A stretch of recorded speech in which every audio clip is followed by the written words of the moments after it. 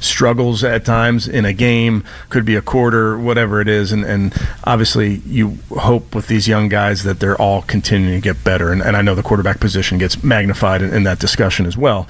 But you're trying to just stack days, you're trying to stack games on top of each other. And I think there's been some really good moments. I think there's things that we can do better around him. And again, I put that on me and the coaches and certainly his teammates, where we can support him. And then when it's there, we got to trust that he'll let it rip and we'll come away with that play that we're just not making at this moment in that game to flip the game. So I would say, if you're going to talk about his play, you should probably say more than, yes, there are some things that we like about what he's done, because the most telling part of all of this is, when those moments arrive, he's got to let it rip. Yeah, and we have not seen him let it rip, and clearly this is Stefanski being frustrated. I wondered at what point we would start to see Kevin Stefanski almost turn on Dillon Gabriel. That seems like that might have been the first crack of that discussion, though, Nick, because that was a I'm doing my job well, Dillon's not doing his. Yeah, and it's interesting, because there was even more. He was talking, it is another part of Kevin Stefanski from the coaches show yesterday, talking about how to get more vertical in the passing game. As we do this week and during the bye week, you watch all these plays together, and you're kicking yourself, because it's one thing here and then it's one thing there, where it's just stopping you from hitting those shots. They're there, they will continue to be there, but we have to do our job. Again, it's not a player thing; it's an all of us thing. We have to do our job in terms of making sure that everybody's where they're supposed to be, and then we can start to hit these shots. All right, so Kevin Stefanski's never going to come out and be like, guys, Dillon Gabriel, booty cheeks, I have made an alarming mistake. He gave you breadcrumbs, though. Yeah. And I think if you go with he's got to let it rip, and then you compare it to the plays are there, Kevin might be saying, well, it's 11 out of 11, right? It's on the coaches, too. He's clearly saying how to get more vertical is Dillon Gabriel letting it rip and making plays. Yeah, the plays are there is the biggest sign that Stefanski is blaming Dillon Gabriel for all of this and taking no responsibility for himself in this, which maybe, I don't know, maybe at some point we need to talk about the lack of accountability attached to a smart, tough, accountable man like Kevin Stefanski in this conversation, but he clearly wants to let everyone know that he is scheming and doing his job while Dillon Gabriel's not doing his. Yeah, I mean, I think at some point it's obvious, right?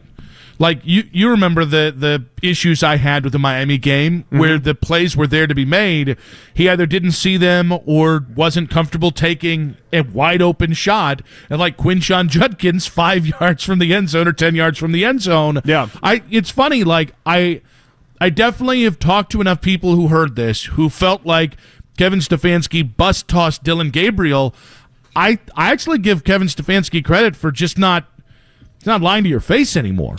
Well, I mean, he's at the part of his job and the idea here with the Browns where he needs to make sure that he wins a lot more of these press conferences than he doesn't, and he's got to make sure everyone knows that he can still do this job at a high level, because this is quarterback 12. We're on an insanely high number of quarterbacks, and I've never heard him speak this way about a quarterback. Now, do you think Joe Flacco was missing guys deep? Because I'd argue that Joe Flacco wasn't really given a chance to throw the ball deep. So that's where this kind of is a little interesting. Flacco was just missing him on the intermediate.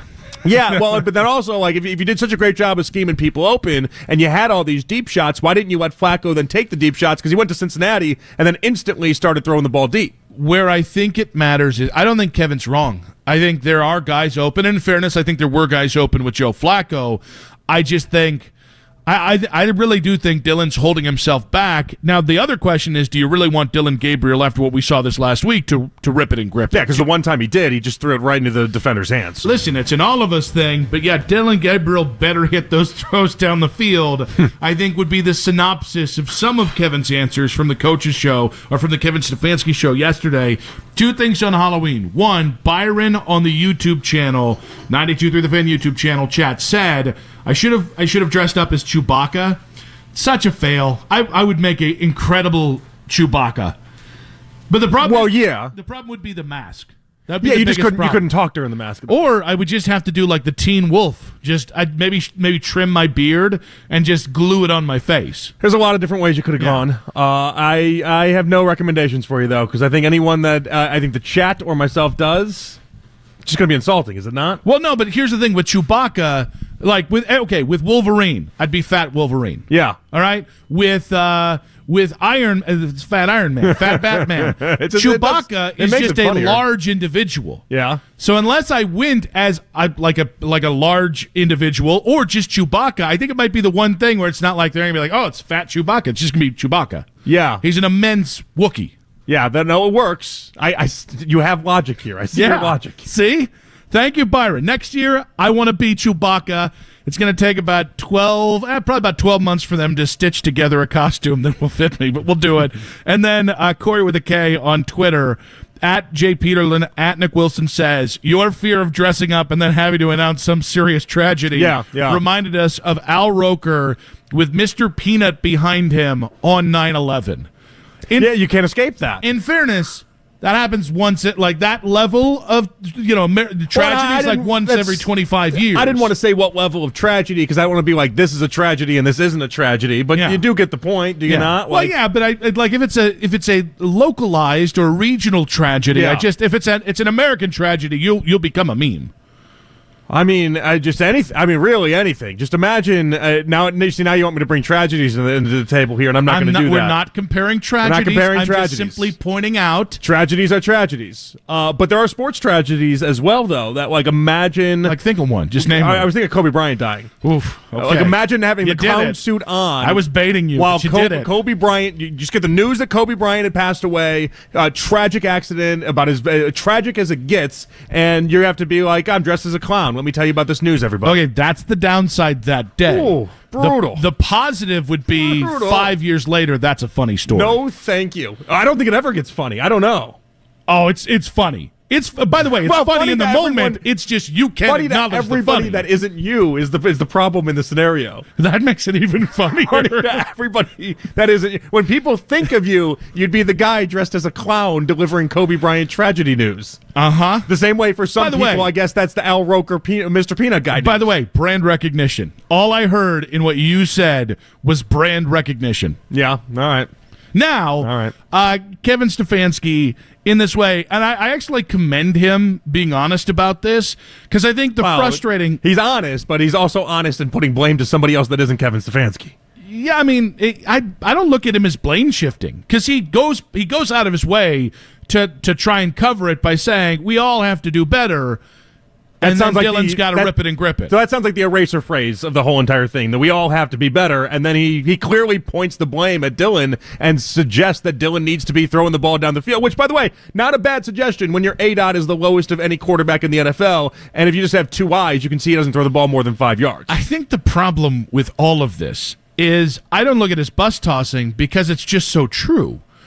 Like honestly, if the clips we had played from the Kevin Stefanski show yesterday were there's nothing this kid can do better. I mean, he's a young quarterback, and you can always do better, but it's everything around him. It just wouldn't be commensurate with logic. Listen, I don't hate the honesty. In fact, this is probably one of the first times in years we've been able to look at Stefanski and say, wait a second, he's actually telling us the truth when he's talking, and he's giving us something of substance. So there's no part of me that hates that he's doing this, but I do find it interesting. For years, we've not heard him go down this road, use any of these tactics. He's always been a we have to be better guy, we have to be better, we have to be better. And now, that was not we have to be better. That was Dillon, you have to be better. Yeah, well, no, he does say we have to be better, and then Dillon just has to make the plays down the field. It was Dillon has to be better. Yeah. There's no one else can be in charge of making Dillon Gabriel throw the ball down the field when as he said in the clip, he's scheming guys wide open down the field. But the window dressing is important.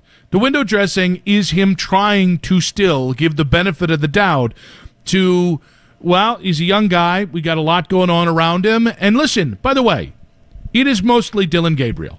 I'll just be very honest. When I watch it, the plays being left on the field, it's mostly Dillon Gabriel in his style of play or his lack of comfort delivering the ball down the field, which, by the way, is not just because he's a young rookie quarterback.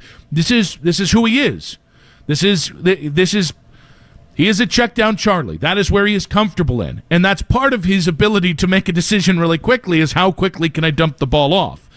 But it's not just Dillon Gabriel. No. Like Dillon Gabriel, we talked about this yesterday, if you had a Jamar Chase across from Dillon Gabriel, I bet you maybe he'd be 5% more comfortable throwing the ball beyond 5 yards. There's a lot of people that are supposed to be held to blame for how this season has gone and for Dillon Gabriel not having success in the football field. But do you think he's too gun-shy at this point? Dillon is now his head coach has challenged him to throw the ball down the field. The only time we've seen him do it, it ended in an interception.